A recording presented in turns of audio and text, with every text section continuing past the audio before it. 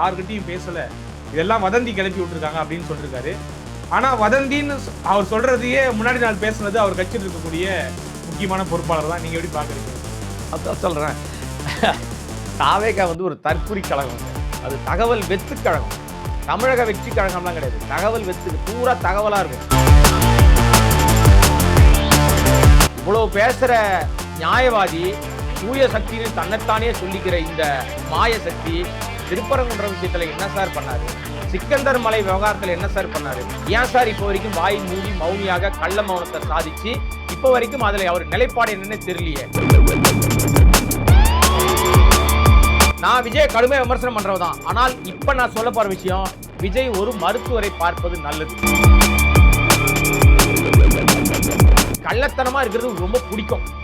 கொண்டாட்டி போய் கம்ப்ளைண்ட் பண்றாங்க விவாகரத்து வழக்கு, ஒரு நடிகையோட தொடர்பு இருக்குன்னு அவங்க பேர் சொல்லாம டீசெண்டா சொல்றாங்க. அடுத்த 2 நாள்ல அந்த நடிகை யாருன்னு அடையாளப்படுத்துற மாதிரி ஜோடி போட்டு வராரு திரிஷாவோட. அவங்க மச்சான் சார்லஸ் மார்டின் சொன்னதை நான் வந்து எடுத்துக்கிறேன். அவர் தான் இவன் மோசமானவன், அமாவாசை 420 நம்ப தகுந்த ஆள் கிடையாது, குடும்பத்தை கலைக்கிறவன், இவனை பக்கத்துல வச்சுக்காதீங்க விஜய்னு விஜய்க்கு அறிவுரை சொன்னவர் தான் சார்லஸ். இந்த ஒரு ஆள் இருக்கான், பீகார்ல இருந்து ஒருத்தவன் தான் வந்திருக்கான், ஒருத்தன் தன்னை பெரிய பத்திரிகையாளர்னு ஊர் முழுக்க சொல்லிட்டு தெரியுவான். அவரு சங்கி, அவன் சொல்றான் 45% விஜய் திருமண பக்கம்லாம் வெற்றி அப்படின்னு பேசுறவன் இன்னைக்கு மடைய மாத்திட்டான். ரொம்ப நாளா ஒருத்தர் தலைமறைவா இருந்தார். தலைமறைவு மீன்ஸ் என்னன்னா, நீதிமன்றம் பெயில் கொடுத்துருந்தது, நீ மரியாதையா இருக்கணும், வீடியோ பேசினா உன்னை தொலைச்சு கட்டிடுவோம், உனக்கு நெஞ்சு வலி இருந்தா நீ போய் பட்டு கிடக்கணும், மரியாதையா இருக்கணும்னு சொல்லி விடுது.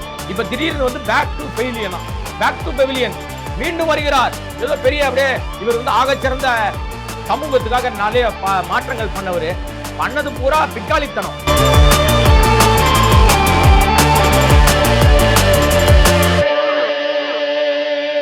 இந்த சேனலுக்கு உங்களது பங்களிப்பை செலுத்த விரும்பினால் சப்போர்ட் பண்ணுங்க. உங்களது சிறு உதவி எங்களுக்கு மிகப்பெரிய ஆதரவா இருக்கும்.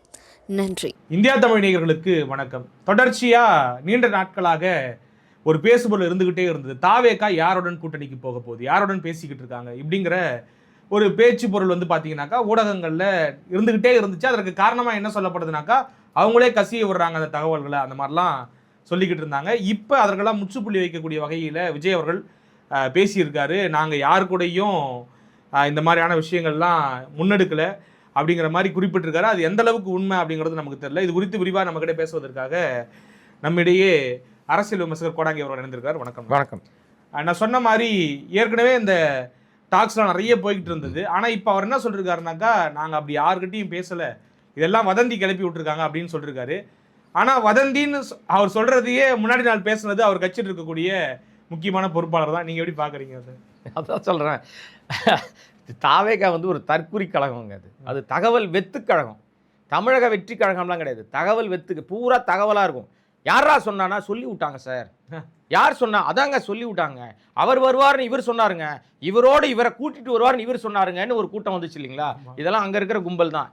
இவர் வந்து இஃப்தார் நோன்பு திறப்பு நிகழ்ச்சிக்கு போறாரு. அங்க போன உடனே கடந்த முறை போகும்போது அரசியல் பேசலை, போனார் வந்துட்டார். இந்த முறை அரசியல் பேச வேண்டிய கட்டாயத்தில் இருந்தார். மற்றவெல்லாம் அரசியல் பேசுகிறாங்க, அந்த இடத்துல போய் அரசியல் பேசுகிறாங்க, விமர்சனம் பண்ணவங்க தான் இந்த கும்பல். இன்னைக்கு இவரே போய் அங்கே என்ன சொல்கிறாருன்னா, நான் உங்களின் காவலன், நான் வந்து எந்த காலத்திலும் பாஜகவோடு நான் அணி சேர மாட்டேன், மதச்சார்பின்மைக்கு ஆதரவாக தான் இருப்பேன், மதச்சார்பின்மை கூட்டணியோடு தான் இருப்பேன் அப்படின்னு பேசுகிறவர்ல. இவ்வளோ பேசுகிற நியாயவாதி, தூய சக்தின்னு தன்னைத்தானே சொல்லிக்கிற இந்த மாய சக்தி திருப்பரங்குன்ற விஷயத்தில் என்ன சார் பண்ணார்? சிக்கந்தர் மலை விவகாரத்தில் என்ன சார் பண்ணாரு? ஏன் சார் இப்போ வரைக்கும் வாய் மூடி மௌனியாக கள்ள மௌனத்தை சாதிச்சு இப்போ வரைக்கும் அதில் அவர் நிலைப்பாடு என்னன்னு தெரியலையே. அப்போ இஸ்லாமியர்கள் மீதான உன்னுடைய பார்வை என்னன்னு டே 1லேருந்து நீ நிரூபிக்கணுமா வேணாமா? அந்த இடத்துல ஒரு வேஷம் போடுற. நேற்றைக்கு நடந்த கூட்டம் இருக்குல்ல, இஃப்தார் நோன்பு திறப்பு நிகழ்ச்சி, எந்த பள்ளிவாசலில் நடக்கல, நட்சத்திர ஹோட்டலில் நடத்துறாரு, மாமல்லபுரத்தில். அங்கதான் பலியானவர்களை கூப்பிட்டு ஆறுதல் சொன்னதும் அந்த இடம் தான். இஃப்தார் நோன்பு நிகழ்ச்சியில் இன்னைக்கு வைரலாக ஒரு வீடியோ வந்திருக்கு, அதை நீங்கள் பார்த்தீங்களான்னு தெரியல. இவர் உட்கார்றாரு, போயிட்டு இவர் பக்கத்திலே ஒரு பாதுகாவலர் போய், பவுன்சர் அவரும் போய் பக்கத்தில் உட்கார்றாரு, அவரை எழுப்பி வேற இடத்துல உட்கார வைக்கிறாங்க. இஃப்தார் நோன்பு நிகழ்ச்சியில் உனக்கு எதுக்கு பவுன்சர்? அப்ப இஸ்லாமியர்களை நீ என்னவா பார்க்குற? நீ ஏமாத்துறல்ல, அப்ப அவங்க மீது பாதுகாப்பு இல்லாத நபர்கள் அவங்கன்னு நீ நம்புறியா? அந்த இடத்துல உனக்கு பவுன்சர் எதுக்கு? இந்த கேள்விக்கு பதில் சொல்லுவாரா விஜய்? இல்ல விஜய் சுத்தி இருக்கிறவங்க பதில் சொல்லுவாங்களா? வீடியோ வந்திருக்கு சார், நான் சும்மா சொல்லல, ஆதாரத்தோடு சொல்றேன். இவருக்கு பவுன்சர் அந்த இடத்தில் எதற்கு தேவை? விடை கிடையாது. இன்னொரு விஷயம், விஜய் எல்லா படங்களிலும் இஸ்லாமியர்களை தவறான ஆட்களா காட்டுவார், ஜிகாதிகளா காட்டுவார், கொடூரமான மனிதர்களை காட்டுவார், தீவிரவாதிகளா காட்டுவார். அதற்கெல்லாம் என்னைக்காவது வாய் திறந்து நான் தப்பா நான் நடிச்சிட்டேன்னு வாய் திறந்து என்னைக்காவது விஜய் சொல்லியிருக்காரா? அப்ப நீ ஏமாற்று சக்தி தானே, நீ தூய சக்தி கிடையாது தானே, நீ ஏமாற்று சக்தி, மோசமான சக்தி, ஃப்ராடு சக்தி தானே நீ. இதைவிட கொடூரம், எந்த இடத்திற்கு நாம் போக வேண்டும், என்ன பேசணும்னு ஸ்கிரிப்டோட தான் எப்பவுமே போவார். நேற்றைக்கு ஸ்கிரிப்ட் பேப்பர் இல்லை, ஆனா பேச்சு நீளமாக இல்லை. டயலாக வந்து மனப்பாடம் மக்கப் பண்ணிட்டு அங்க போய் கடகடன்னு ஒப்பிச்சிட்டாரு. சில டயலாக் மறந்து போச்சு போல இருக்கு. க்ளோஸ்அப்ல காமிக்கிறாங்க பல்லெல்லாம் கடிச்சிக்கிட்டு பேசுறாருன்னு. எனக்கு அந்த அந்த க்ளோஸ்அப் காட்டும்போது நான் பரிதாபத்தோடு விஜயை பார்த்தேன். ஏன் தெரியுமா? அவர் முகமெல்லாம் ரொம்ப வீக்கமா இருந்துச்சு, கண்கள்லாம் தூக்கம் இழந்து போயிருச்சு, மிக டென்ஷனா இருக்காரு போல இருக்கு, ஏதோ மனப்பதட்டம் இருக்கு அவருக்கு. எனக்கு தெரிந்து நான் விஜய் கடுமையாக விமர்சனம் பண்றவதான். ஆனால் இப்ப நான் சொல்ல போற விஷயம், விஜய் ஒரு மருத்துவரை பார்ப்பது நல்லது. உடல் நலனில் அக்கறை அதை கொண்டு போய் அவர் என்ன பிரச்சனைன்னு பார்க்கறது நல்லது. ஏன்னா ரொம்ப மன உளைச்சல் இருக்கிறவங்க தான் இந்த மாதிரி தான் இருப்பாங்க. என்ன பேசுறதுன்னு தெரியாத பதட்டமான சூழல். கொஞ்சம் இருங்க, சத்தம் போடாதீங்க, கொஞ்சம் இருங்க அப்படின்றார், அவரே சொல்றார். இது எல்லாமே ஒரு டிராமா. அந்த இஃப்தார் நோன்பு நிகழ்ச்சியை செட்டப் பண்ண அவங்க வந்த எல்லாரும் இஸ்லாமியர்களான்னு எனக்கு சந்தேகம் இருக்கு. நிச்சயமாக இஸ்லாமியர்கள் விஜய் மீது நம்பிக்கையோடு இல்லைங்க. ஏன்னா இவர் செயல்பாடு முழுக்கவும் RSS பாஜக சங் பரிவார் கூட்டத்தோட தான் கூட்டணி வச்சிருக்கார், கள்ள உறவு வச்சிருக்கார், கள்ள கூட்டணி வச்சிருக்கார். கள்ளத்தனமா இருக்கிறது ரொம்ப பிடிக்கும். கொண்டாட்டி போய் கம்ப்ளைண்ட் பண்றாங்க, விவாகரத்து வழக்கு, ஒரு நடிகையோட தொடர்பு இருக்குன்னு அவங்க பேர் சொல்லாம டீசெண்டா சொல்றாங்க. அடுத்த 2 நாள்ல அந்த நடிகை யாருன்னு அடையாளப்படுத்துற மாதிரி சோடி போட்டுன்னு வராரு திரிஷாவோட. வெளியில பூரா கள்ள உறவை நார்மலைஸ் பண்ற வேலையை காசு கொடுத்து இந்த டீம் வேலை செய்யுது. ஒரு பக்கம் ரூட் வேலை செய்யறார் என் தம்பி ஜெகதீஷ் டீம், இன்னொரு பக்கம் ஆதவ அர்ஜுனான்னு ஒரு அமாவாசை கேரக்டர் இருக்கார் 420. இதெல்லாம் நான் சொல்லல, அவங்க மச்சான் சார்லஸ் மார்டின் சொன்னதை நான் வந்து எடுத்துக்கிறேன்.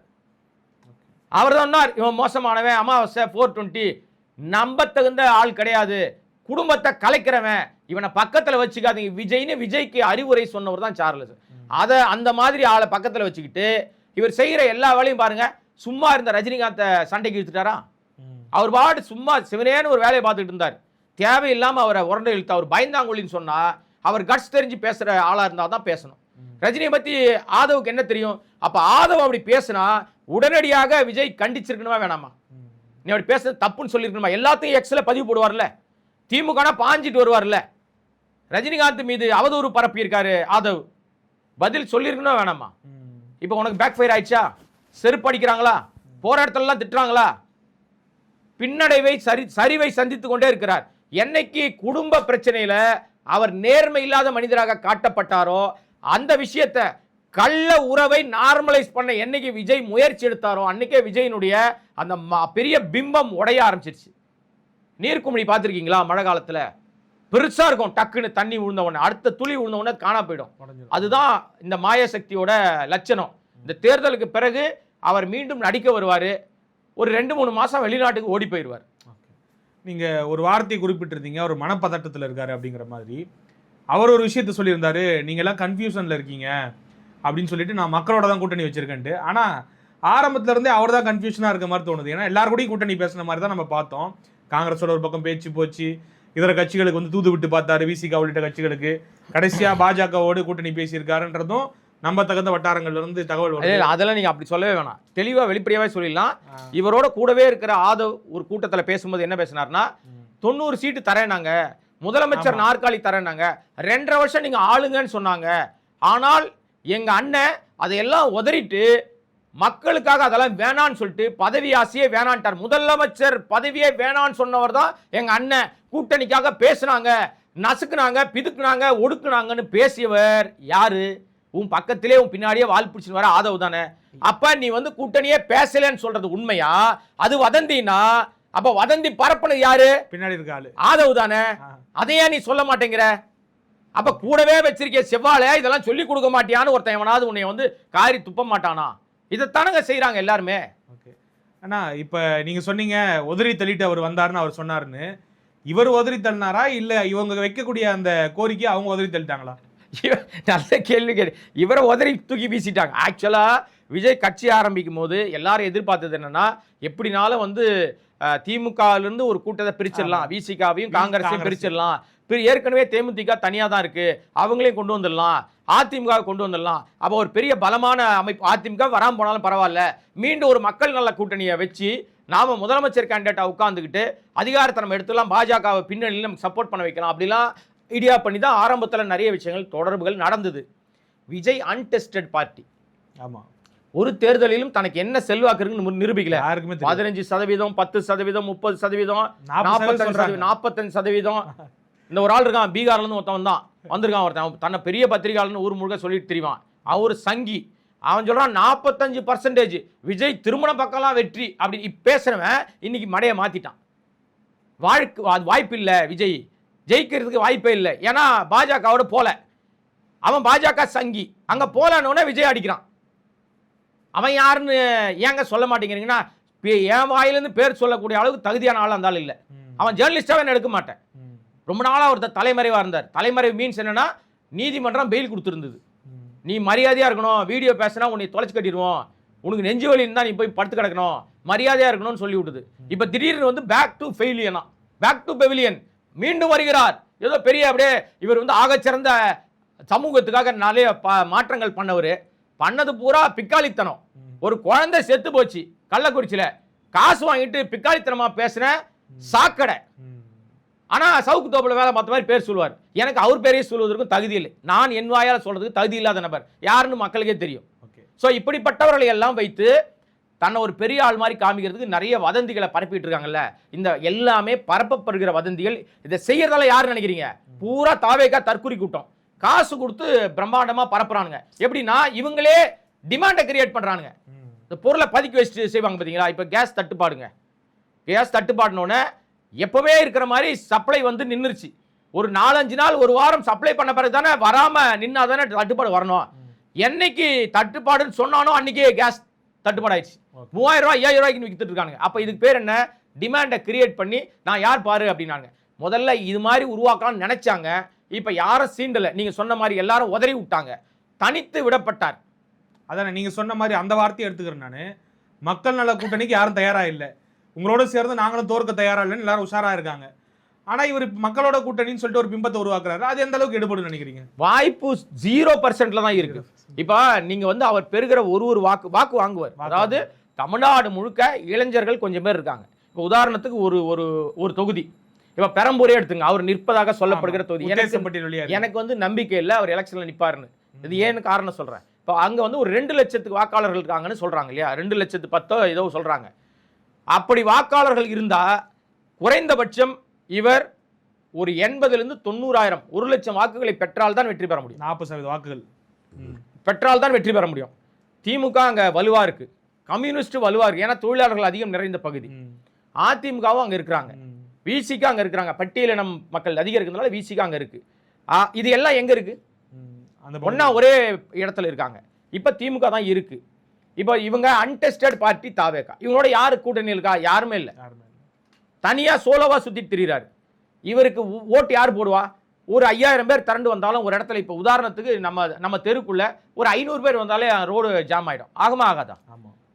ரோடு ஜாம் ஆகிற அளவுக்கு ஆட்கள் வந்து விட்டார்கள் அப்படின்னா 500 பேர் ஓட்டு போட்டா ஜெயிச்சிருவியா? டெபாசிட் கூட வாங்க முடியாதுப்பா. 5000 10,000 ஓட்டு உங்க தொகுதிக்கு நீங்க எடுத்தாலே எல்லாருக்கும் ஓட்டு இருக்கான்னு ஒண்ணு, பாக்க எல்லாரும் ஓட்டு போடுவாங்களான்னு ஒண்ணு. 18 வயது கீழே இருக்கிற பலர் தான் இன்னைக்கு வந்து எங்க அண்ணன் தான் முதலமைச்சர்னு சொல்றாங்க. அவனுக்கு ஓட்டு இருக்கானே தெரியாது. இன்னும் எஸ்ஐஆர்ல இவங்க களமாடவே இல்லை.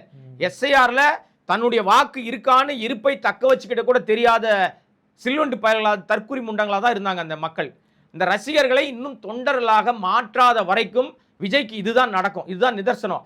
இவங்க இருக்கிற எல்லாரும் பாருங்க, சுத்தி இருக்கிறவங்க எல்லாம் யாருன்னா, காசு வச்சிருக்கிறவன் மரிய வில்சன் கல்லூரி, அவர் வந்து அரசு நிலத்தை ஆட்டையை போட்டதுனால திமுக அரசாங்கம் அந்த நிலத்தை பிடுங்கிருச்சு. அதுல திமுக மேல காண்டுல அவர் வந்து விஜய்க்கு முட்டு கொடுக்குறாரு. அந்த கட்டடத்துல 10 பேர் செத்து போயிட்டான் கட்டடம் கட்டும் போது. இன்னைக்கு வரைக்கும் அந்த இழப்பீடு கொடுக்கல. அந்த பஞ்சாயத்து இருக்கு அவர் மேல. அதனால அவர் விஜய்க்கு சப்போர்ட் பண்றாரு. செங்கோட்டையன் ஏற்கனவே செல்லா காசாக அதிமுக விரட்டி அடிக்கப்பட்டவர். அவர் வந்து இங்க சிந்து கோபிச்செட்டிப்பாளையத்தில் அவர் தேர்வாரானே டவுட்டு. நிர்மல் குமார் எங்கெங்க தான் வந்து ஒரு RSS பாஜக 5 கட்சி அதிமுக ஏகப்பட்ட கட்சியில மாறி இங்க வந்திருக்காரு. அவரு ஒன்றும் பெரிய தூய தலைவர்லாம் கிடையாது. அது வந்து ஒரு போஸ்ட்மேன் உத்தியோகம் பார்க்குற ஆளு. JCD பிரபாகரன் செல்வாக்கு இல்லாத ஆளு. சேர்த்துக்க மாட்டேன்னு சொல்லிட்டாரு எடப்பாடி. செல்வாக்கு இல்லாத ஆளு. எடப்பாடி சேர்த்துக்கிட்டா மட்டும் அவர்னா ஜெயிச்சு அப்படியே அறுத்து தள்ளிடுவாராக்கும். அதெல்லாம் ஒன்றும் கிடையாது. இதுக்கப்புறம் யார் இருக்கா? ராஜ்மோகன் ஆகச்சிறந்த ஆகப்பெரிய தலைவர், வாயை வாடகை கூடுறவர். அதுக்கப்புறம் ஓலாமணி, ஆனா அவரே கல்லூரி பேரை வச்சுக்கிட்டாரு. நம்ம அவர் அந்த கல்லூரி பேரை சொல்றதுல எதுக்கு பாவம் அந்த கல்லூரி சொல்லுவாங்க. எல்லாரும் பேரும் சொல்லிட்டு பொதுச் செயலாளர் பேர் சொல்லாம விட்டீங்களே நம்ம கோச்சிங். ஏங்க ஆனந்துங்க, எங்க அண்ணன் ஆனந்த், அவரை டி நகர்ல கொண்டாந்து நிப்பாட்டுறாங்க. கடைசியா வைக்கணுங்க பஞ்சு. அவர் சோழிங்கநல்லூரை பிளான் பண்ணாருங்க. இப்ப அவர் டி நகர் போன்ட்டாங்க. டி நகர்ல ஜெயிக்க முடியுமா? வாய்ப்பே இல்லை.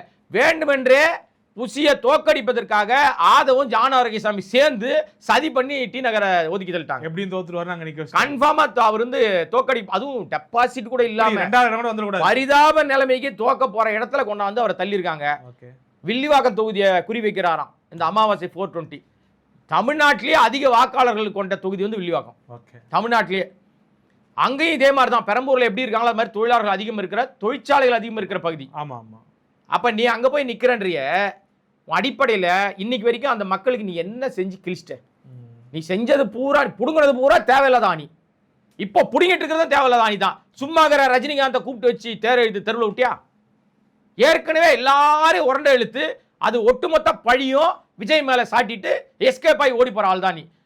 இந்த கரூர் இன்சிடென்ட்ல 41 பேர் நெரிசல் மரணத்துக்கு முதல் முழு குற்றவாளி யாருன்னா ஆதவ் தான். வில்லிவாக்கம் வேட்பாளர் அதிகாரப்பூர்வமா அறிவிக்கல, ஆனா நம்மளே சொல்லிடுறோம். என்ன வில்லிவாக்க மக்களே உசாராருங்க, ஒரு கொலகார உங்க தொகுதிக்கு வரான், நீங்க முடிவு பண்ணி. பொதுவா தாவேக்காவை பொறுத்த வரைக்கும் முதல்ல தகவல் வந்துரும், அப்புறம் தான் அதிகாரப்பூர்வமா வரும். ஆமா, எங்க அதிகாரப்பூர்வம் வந்ததே இல்லை இது வரைக்கும். பூரா தகவல் வெத்து கழகம் தானே அது. அதனாலதான் தகவல் வெத்து கழகம் சொல்றோம். இப்ப அந்த மரணம் ஏன் சொல்றேன்னா, அந்த பஸ் 500 மீட்டர் தள்ளிட்டு போனதுக்கு உத்தரவிட்டது ஆதவ் என்கிறது இப்ப இருக்கிற விஷயம். ஆனா இன்னொன்னு சொல்லிடுறேன், பாவம் ராஜ்மோகன் வாயை வாடகை விட்டுருக்கிற ஆளு, அவரு வீடியோ ஒன்று இன்னைக்கு வந்து வைரல் ஆயிருக்கு. என்னன்னா, இவர் தான் பஸ்ஸை முன்னாடி போன்னு சொல்றாராம். இப்ப அந்த பழிய ஆதவ் கிட்ட இருந்து மாத்தி ஒரு ட்ரை பண்றானுங்க. எப்படி மதியழகனை A1 குற்றவாளியாக மாத்தின புசி ஆனந்தும் ஆதவும் சேர்ந்து இந்த பஸ்ஸை நவுத்துற 500 அடி தள்ளினது நான் இல்லைங்க, மேல அந்த ராஜ்மோகன் பழிய போட போறாங்களாம். ஜாமீன்ல எடுக்காது யாராவது வருவாங்களா தெரியலப்பா. பரிதாப நிலைமையில ராஜ்மோகன் இருக்காரு. இதுதான் தாவேக்காவுடைய லட்சணம். பெரம்பூரில் வெற்றி பெறுவது கஷ்டம், டெபாசிட் வாங்குவதே கஷ்டம். அதை விட இன்னொரு கஷ்டம் என்னன்னா, வேட்பு மனு ஏற்கப்படுமான்றதுலே கஷ்டம், நிராகரிக்கப்படும். ஏன்னா சொத்தை ஒழுங்கா காட்ட மாட்டார். முழுமையான சொத்துவங்கள் காட்டுவதற்கு பயம் விஜய்க்கு. ஏன்னா சங்கீதா டைவர்ஸ் போயிருக்காங்க, ஜீவனாம்ச வழக்கு இருக்கு. அப்ப முழுமையான சொத்து விவரம் காமிச்சா அதுல இருந்து குறிப்பிட்ட தொகையை கொடுக்கணும். இன்னைக்கு சொத்துக்கள் எல்லாம் வித்துக்கிட்டு இருக்காருன்னு பல பேர் வந்து முட்டு கொடுக்குறானுங்க. எந்த சொத்தையும் விஜய் விற்கல, பூரா பொய் வித்தலாட்டம். வித்து மக்களுக்காக அரசியல் பண்றாரா? கிழிச்சாரு அவரு, பூரா லீஸ் கூட்டிருக்காருங்க. வடபழக மண்டபத்தெல்லாம் வித்துட்டாருன்னு ஒருத்தன், அவன் ஒரு வாயை வாடகை விடுறவன். மண்டபமானே பின்னாடி இருக்கு அந்த JS மண்டபம். இங்க இருக்கிற மண்டபத்தை துணி கடையா மாத்திட்டாங்க. அது ஒரு தயாரிப்பாளர்கிட்ட கொடுத்துருக்காரு. 2 மண்டபத்தையும் நான் தயாரிப்பாளர் தான் பாக்குறாரு. அவர் வந்து லீஸ்க்கு தான் எடுத்திருக்காரு, விக்கல. வித்து அரசியல் பண்ணல சார். வித்தா இந்நேரம் நீங்க வெளிச்சத்துக்கு வந்திருக்கா சார். யாராவது RTL போட்டு எடுத்துருக்க மாட்டாங்களா?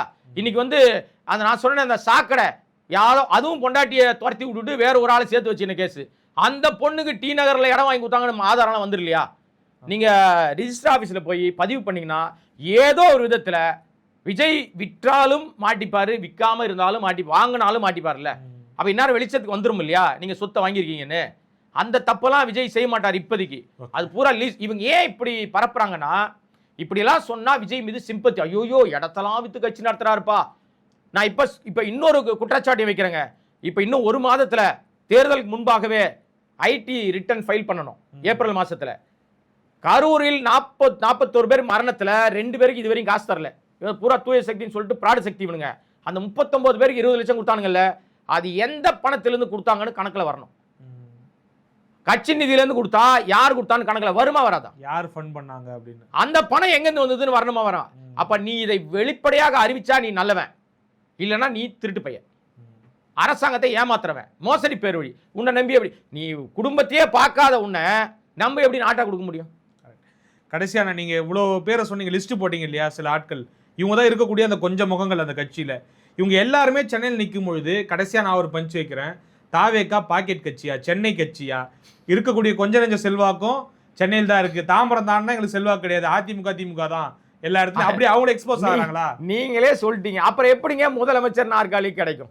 நீங்க 234 தொகுதிக்கு நாங்க வந்து நிப்போம், 200 தொகுதி ஜெயிப்போன்றாங்க.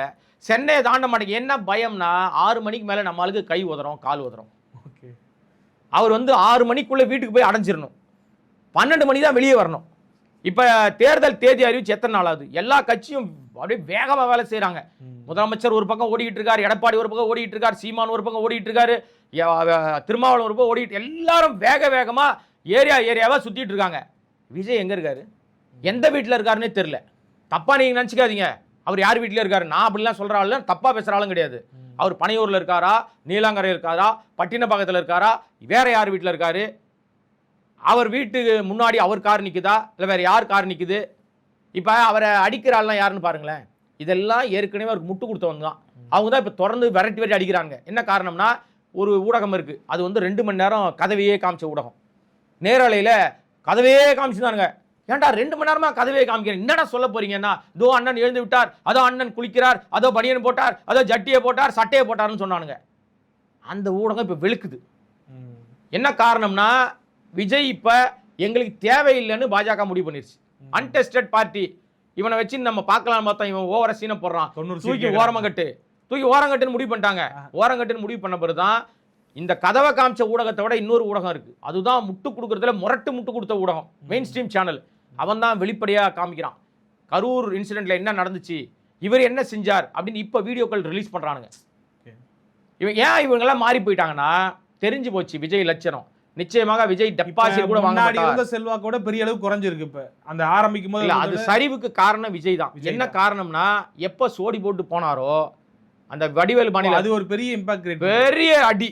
சார், தமிழ்நாட்டு பெண்கள் வந்து சென்டிமெண்டலா அது தான் புருஷன் வந்து அடிச்சு உதைச்சு குடிகாரனா இருந்தா கூட ஒத்துப்பாங்க சார். தன் புருஷனுக்கு வேறொரு கள்ள தொடர்பு இருக்குன்னா ஒத்துக்கவே மாட்டாங்க. அதான் தமிழ்நாட்டு பெண்கள். தமிழ்நாட்டு பெண்கள் வந்து என்ன பண்ணுவாங்கன்னா, புருஷனுக்கு வேற தொடர்பு இருக்குன்னு சொன்னா வீட்டுக்கு வந்தாங்கன்னா சோத்துல விஷம் வச்சு கொன்றுவாங்க, அடி செருப்பு கட்டி அடிப்பாங்க, விரட்டி விடுவாங்க. இதுதான் நடக்கும்.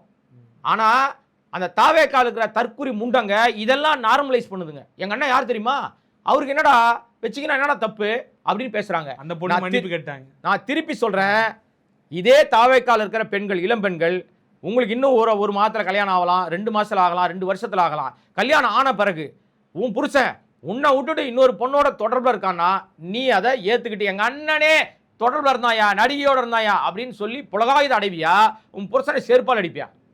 இதுக்கு பதில் சொல்லுவாங்களா பெண்கள்? அதுவும் குறிப்பாக தாவேக்காவை விஜயை கண்மூடித்தனமாக நம்புகிற பெண்கள் நம்புவார்களா? ஓகே, சரி, நிறைய விஷயங்களை பகிர்ந்துட்டீங்க. நாங்கள் அந்த கண்மூடித்தனம் வந்துட்டு அரசியல்ல என்ன பண்ணுது அப்படிங்கிறத பார்ப்போம். நன்றிண்ணா. நன்றி.